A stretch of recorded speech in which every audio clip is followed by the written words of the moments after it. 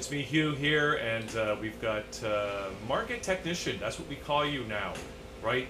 Jake Tiley here, joining me at the table. Jake, great to have you on the show. It works. Okay, yes, it works, and we have to talk about the statistic that the e-marketers just came up with. Something that 110 million Americans, or 1/3 of the U.S. population, is going to be watching video on mobile devices by 2016. Jake, that's exciting news.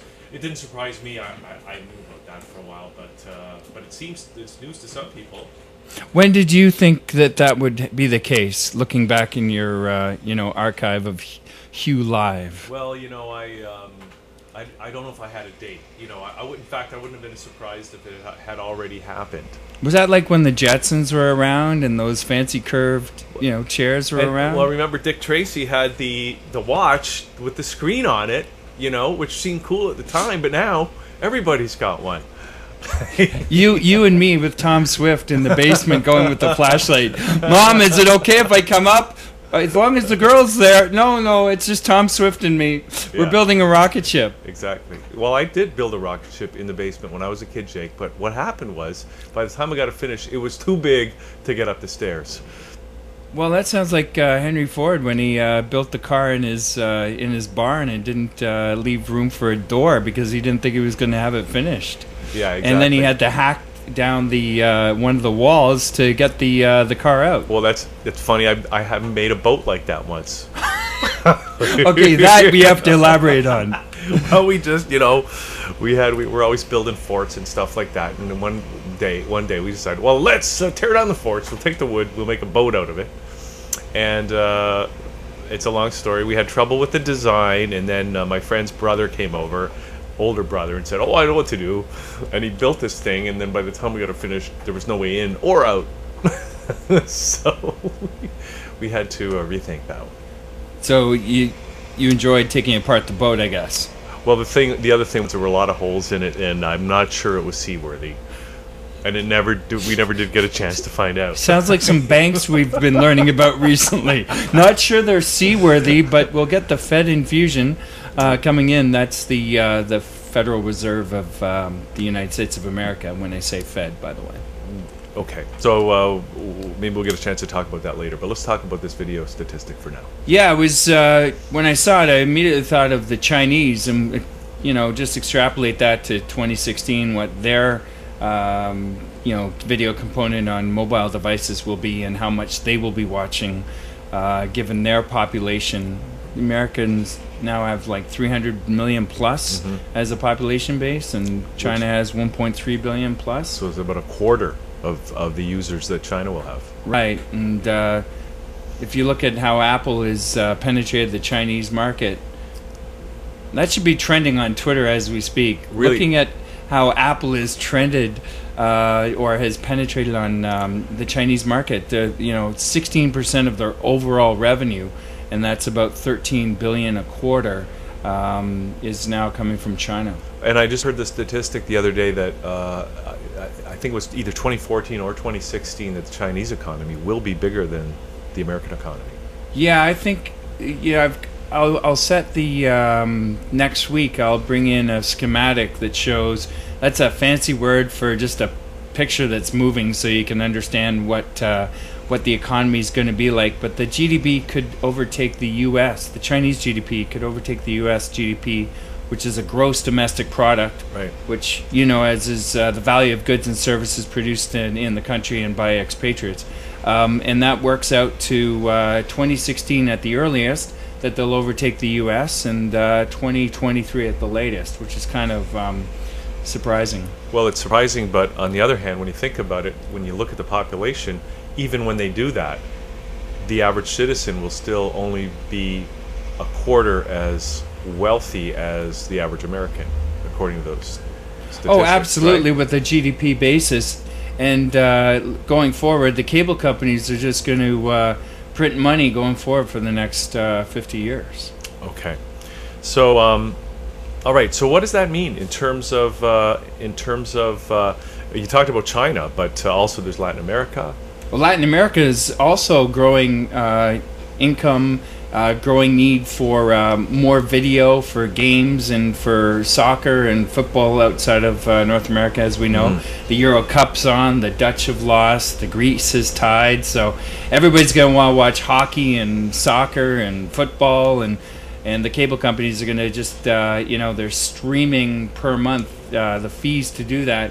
They're gonna keep adding the charges, and those bills are gonna keep going up, and cable companies are gonna be able to profit from. Okay, because well, that's interesting. Because I heard a statistic, and I don't know if it's right or not, that in the U.S., especially in the context of the recession that is, I guess, continuing in the U.S. The continuing depression that is a recession, that may be a depression, that may be worse than everything else combined. Even though things are looking up, right? Well, it's always looking up when you're a politician's view. Bailouts aside, my hands are tired from bailing out most economies in the last 2 years. Well, the thing I heard was that actual cable subscriptions in the U.S. are going down, and I wasn't sure whether I could believe that or not. But then I got a thing in the mail just the other day from a company whose business here in Toronto is installing antenna systems. Oh, I can see that people can avoid their cable fees altogether and get better HD quality over the air.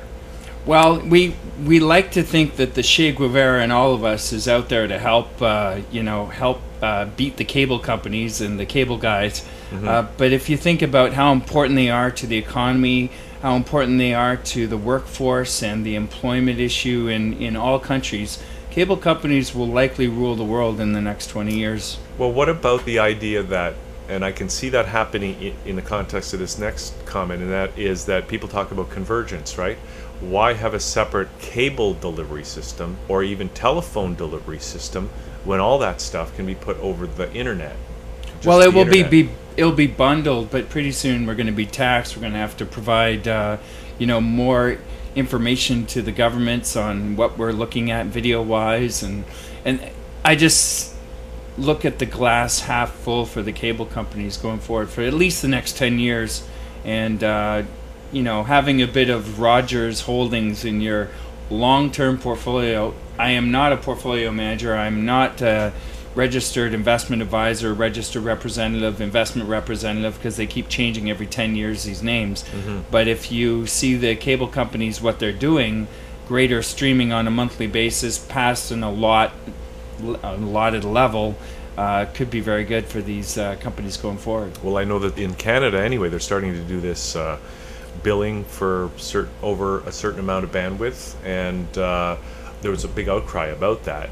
And yet, on the other hand, I spoke to somebody at Rogers, and they're saying we have to invest so much money because there's a need for people to get high speed in rural areas, in cottage areas, and they're investing so much money in this infrastructure that they have to bill for this. In Canada, especially because that last mile, it's a big country, sparse population, it's just more expensive to deliver this service to people in this country. That's very true. I'm thinking for the average household in Toronto or in somewhere where it's Eastern Canada, Rogers, or outside in Western Canada, Telus.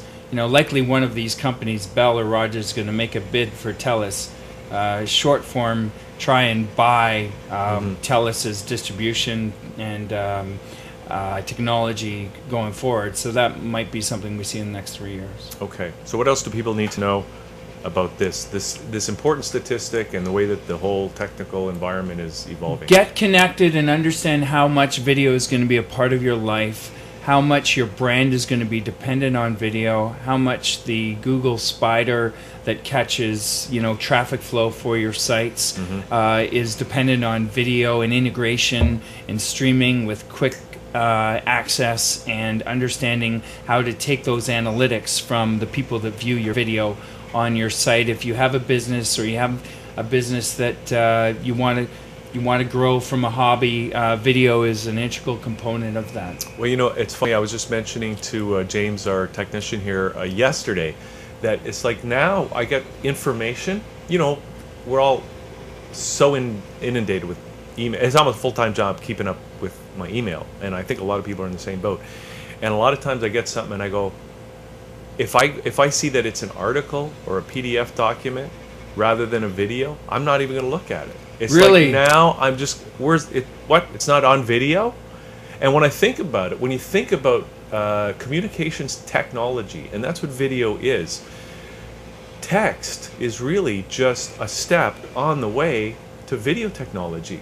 It's just taken us this long to get there. So the invention of text, the invention of printing, is really just a step on the way to video technology. This is what we've been waiting for forever. This is the ultimate fulfillment of communications technology, and everybody needs to be using it. I agreed completely. I think the video is going to replace everything. It's going to give currency to your brand immediately. You know that my name is Jake Tiley. You know that my site is Soft Analytics. You know that this is a forum that people can come to you with, a trusted understanding of whatever they believe in. Mm-hmm. And video is about belief, and Mark Zuckerberg's figured that out. That's why he's Zuck at Vidi, which is where you reach him. And Zuckerberg no longer is the name on the net. It's Zuck, mm-hmm. which rhymes with some wonderful words like mm-hmm. luck and struck and some other wonderful words that we may not want to mention. But he understands layering within a video format. And that's why he made the purchase with Instagram for formatting pictures for the iPhone. And going forward, he understands mobile probably more than most will give him credit for right now. Okay, so let's just have a look at your site and softanalytics.net. And as you can see, you do all this stuff, and the bottom line is that you're listening. Right, Jake?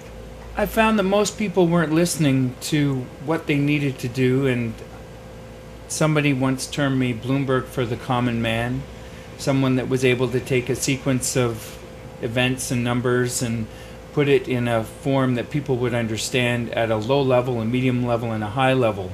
And going forward, we want to bring the idea that people can really prepare for their next 20, 30, 40 years in a pretty simple way. They can come to this show, they can ask questions. We're always going to send out a comment that is going to be something that we're not biased to, because, as I said, I'm not a registered investment advisor. I'm mm-hmm. not selling stock out of a bank or brokerage firm, and I just want the average person to take advantage of the opportunity that your forum has provided. Okay, well, thanks, Jake. Thanks for coming on today and talking about this really important trend that everybody needs to pay attention to, especially if they want to be prosperous and if they want to keep their businesses going. So again, people can check you out at softanalytics.net, right? Softanalytics.net, where the fish are, and thank you for having me on the show. Okay. All right, we're going to take a little break, come back in a few minutes with our next guest as Liquid Lunch continues here on a Tuesday. We'll be right back.